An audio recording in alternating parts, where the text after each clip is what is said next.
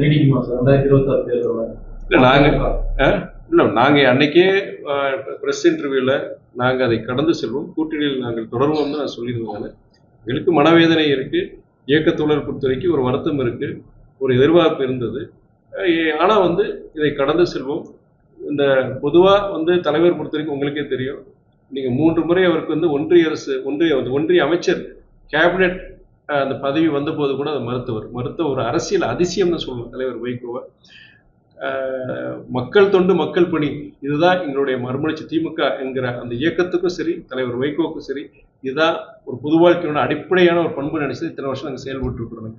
இந்த ஒரு தலைவருடைய 60 வருஷமா இருக்கட்டும், இல்லை மதிமுகங்கிற இயக்கத்துக்குண்டான அந்த 31 வருஷம் பயணமா இருக்கட்டும், தமிழ்நாட்டினுடைய குரலாகவும் சரி, தமிழ்நாட்டுடைய இருக்கிற எவ்வளோ தியாகங்கள், எவ்வளோ துண்டுகள் இந்த இயக்கமும் சரி இந்த தலைமையை செஞ்சிருக்கு.